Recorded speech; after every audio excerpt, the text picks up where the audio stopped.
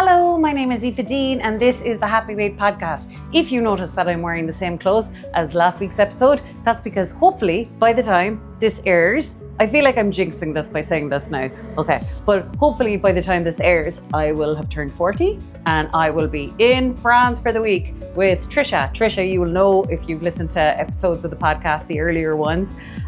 She has got this writing scholarship. She's writing in Paris for the summer. How amazing is that? So I'm going out for a week to be a lady of leisure with her. So I am recording 2 episodes on the one day. But anyway, you didn't need any of that information. But anyways, okay. So hope you had a lovely week. So one of the things that prompted me to do this episode was because yesterday I had a new client. I suppose I'd only been working with her maybe like a week or a week and a half or something like that. And so she was in a bad way because she'd been like having a lovely time with food, like doing really well, feeling physically really well. Like it was, great. And then on Saturday night, she overate. And then basically it was like her emotional response to that was catastrophe, like definite catastrophe thinking. Like there's 3 things we do. Catastrophe thinking, which is like, let's go to the nth degree, like as in, I have absolutely failed. I will absolutely never lose weight. I will absolutely never improve. Just like the worst case scenario of everything because of this full belly feeling, which is literally all that happened. And the other thing is black and white thinking, that you could either be on or off. You're either on a wagon or off a wagon. You're either failing or succeeding. You're either rapidly gaining weight or rapidly losing weight, and it's that mindset as well. And so so just really her whole vibe, and she might have even said it in so many words, was I ruined it. I ruined it. And I was like, okay, the it is interesting. What is the it? There is you in your body feeling things. On Saturday night, you felt full. That is not the beginning or the end of anything.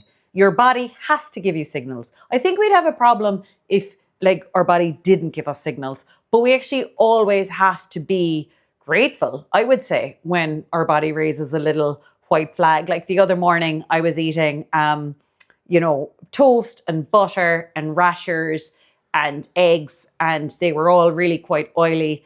And because I've got that signal before of heartburn, if I do too much butter and too much rasher fat at the same time, I didn't have the rasher fat so that then I could avoid the heartburn.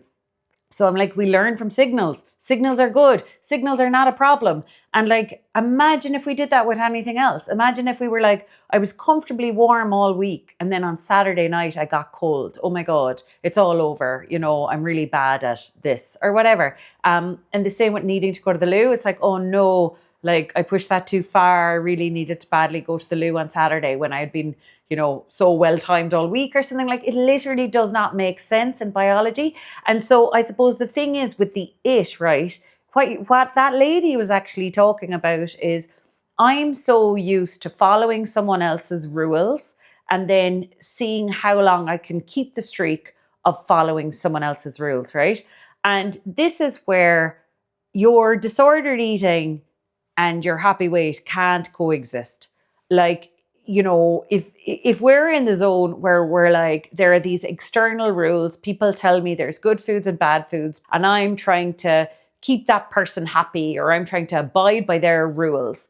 We can be doing that. My whole time, all my years of being good and then being bad, it's my body felt crap. It felt crap gaining 3 stone. It felt crap binge eating. It felt crap waking up after a binge. It felt crap going into a Monday morning, back to the grindstone, back to the diet. I didn't feel well on the dieting days either, So it's in our bid to follow these rules and meet these targets, it's the very point of the exercise is being missed. The very point of the exercise is that your body starts feeling more comfortable. So if we've issues with eating and weight, it means that we are increasing how many meals per month that we thoroughly enjoy before, during, and after, pleasure-wise in our brain. They taste good. It's foods that we really, really, really approve of the taste. And then foods and meals that our belly feels fine after, or like comfortable, and we're reducing the amount of times that we feel overfull, or even that feeling of like, I so didn't need to eat that, like it's just sitting in on top of all the rest of the foods. Like we want to reduce how often we have unnecessary, unenjoyable food, and we want to reduce how often we have that unnecessary, uncomfortable feeling as well. So I was saying to that lady, I was like, you are in this, like, I don't come into this. Like, I do not come into this. I have not told you one food you have to eat and you can't eat or whatever. I'm like facilitating you to listen to signals that have always gone on in your body, trying to get you to your ideal weight. And actually, one of the things, and it wasn't blame, right? We really, really don't want to have blame, because loads of people struggle with eating and weight issues. Like, we're not weird, we're not flawed, but like we can figure this out, right? So we don't want blame, but we do want accountability, because I suppose the disordered eating thing as well, and the whole general stupid diet chat, I've had clients that they're in WhatsApp groups with their Slimming World buddies, and it sounds so toxic and it sounds so enabling of all the wrong things. But now in that diet chat anyways, we could be like, oh, it's so hard to lose weight. Oh, my body doesn't want me to lose weight. And I turned it all around for myself. And every time that I felt like very full or uncomfortable, I saw that as my body being like, I am trying to lose weight and you will not let me. You keep stopping me from losing weight. So in certain moods, because we have 1,000 different moods, so we need 1,000 different tactics. In some moods, like that's what I used to say. I'd be like, you can't play the victim. You can't say your body is totally against you and forbidding you to lose weight, because how many signals has it given you through taste or feeling in your belly this week that like, I don't want this, stop eating it, it's not nice, I'm not feeling nice. Like how many times did that happen on our way to gaining this weight that we ignored, But then when I'm in a more softy mood, that seems a bit harsh. So, you might be in the mood where that sounds a bit harsh now. And in a more sensitive mood, I suppose we just want to interpret the feeling of fullness as our belly being like, could you hold your horses now? Like, I just need to get a little bit of time to process what you've already given me. And then I'll give you the green light again in, a few minutes, few hours, or whatever, of when all this processing is done. Because, when we're full, our heart has to work hard clearing the fat out of our bloodstream. Our pancreas has to work hard sending insulin out, little taxi drivers, bringing the sugars into the cells. And then our pancreatic enzymes, there's only so many of those lads, and they want to restock before the next bout of food. And same with our stomach acid. Our stomach acid wants to restock before the next bout of food so we can digest it effectively. And most of all, our pleasure centers go from dull when we're overfed to heightened when we're hungry again. So when we are hungry and we eat, we get a way more brain rewards, like, good human, you remembered to eat when you were meant to. So that's the kind of cycle we want to be in. So with this lady anyway, I had to really break this down a lot, in terms of, if you are your ideal weight in 1 year's time and you feel overfull on a Saturday night, this is how you're going to react.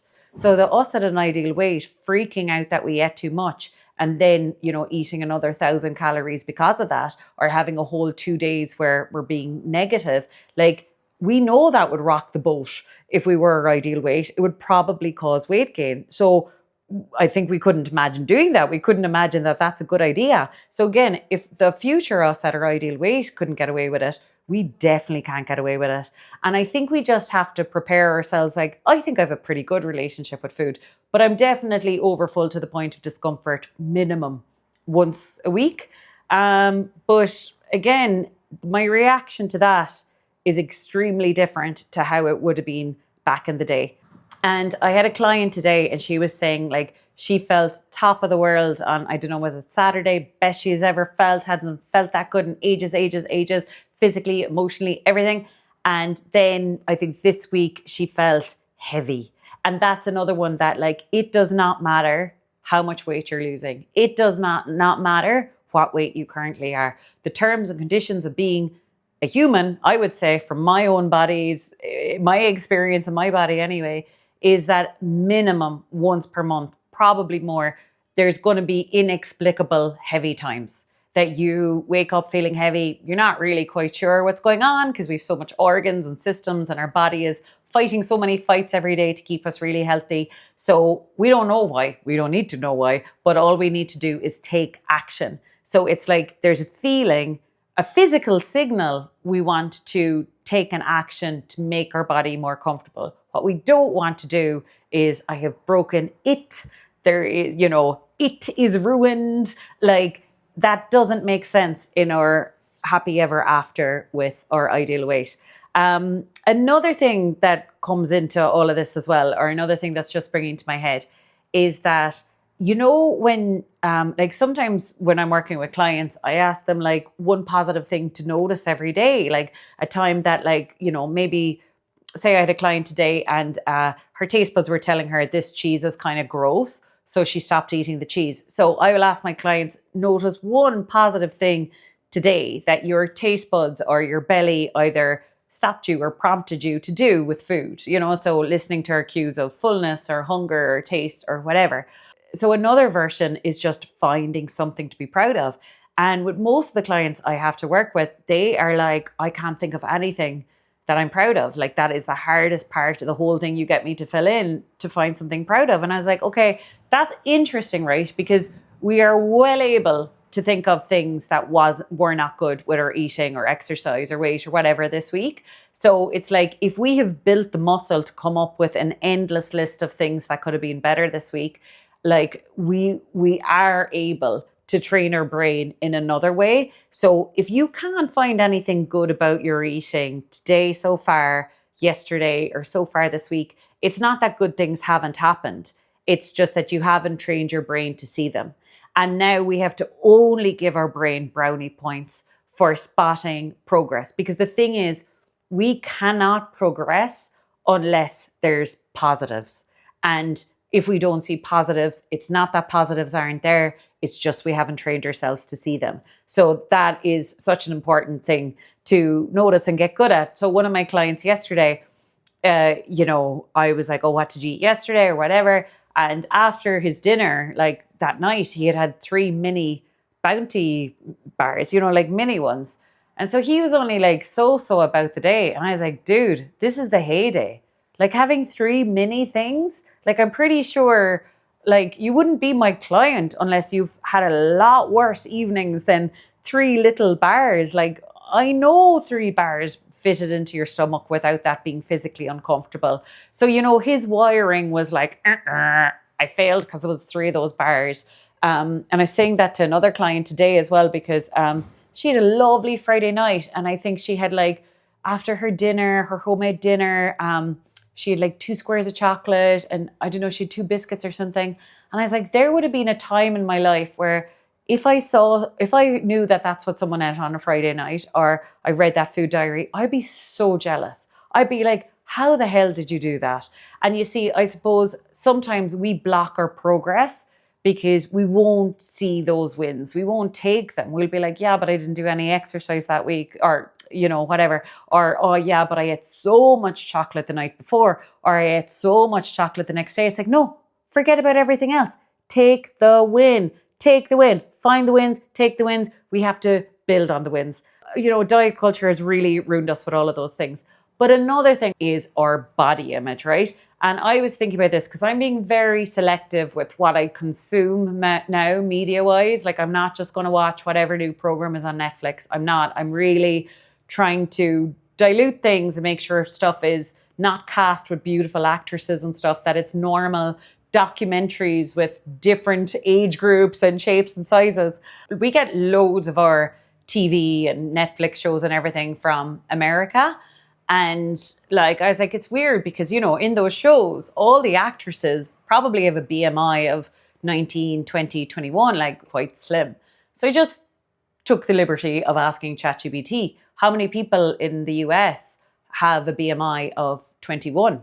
I made a mistake here with the numbers. It's 1 in 10 people in the US, or 1 in 8 people, have a BMI of 21 or less. So when we're watching a TV program, it should be the case that 1 in every 10 people, rather than everyone we see on shows being very slim. There should be more of a mix of weights, and we're not seeing that on telly. So no wonder we're screwed up. Like, I believe if we were all naked, like in our townland, in our village, in our housing estate, in our city, like, you actually wouldn't feel that bad about your body. But we feel bad about our body because what we're being exposed to, you know, the messed up reality we're seeing on screens. And I think, like, in the noughties and all of that, in the 90s, women were exposed to magazines that were like, you know, I know for me, it was like, oh, she's your height, but she's 2 stone lighter. And I was like, how the hell does that work? I must be like, you know, ginormous or whatever. Like, it really makes you feel bad. And I thought the understanding was like, oh, women are just sensitive to that. We're more emotional, we're more whatever. But now, because of Instagram, there's the whole looks maxing things with guys. So guys have gone that way. So it wasn't that like guys were, you know, superior, stronger people that just weren't open to feeling bad about their body. It's just they had different conditions. And when any of us are exposed to those conditions of comparisons, it's going to go wrong. Like, there's some wild fact about Fiji. Like, Fiji, I don't know, was that part of America or something? But there was, Fiji got new ownership or whatever. And before that, they did not have TVs. And their rate of eating disorders was like beyond low. And within a few years of introducing TVs to Fiji, the rate of eating disorders skyrocketed. So I think we have to protect ourselves. We have to be very conscious of the stuff we're watching and we're consuming on screens. And we have to put it in context that this is not reality. And this is not something we should be comparing ourselves against. So yes, I'm speaking really fast because I think I have a client going to press the buzzer or the doorbell any second. But I hope you found today's episode helpful, and please like and subscribe. And thank you so much for being here. Have a lovely, lovely week. Mwah.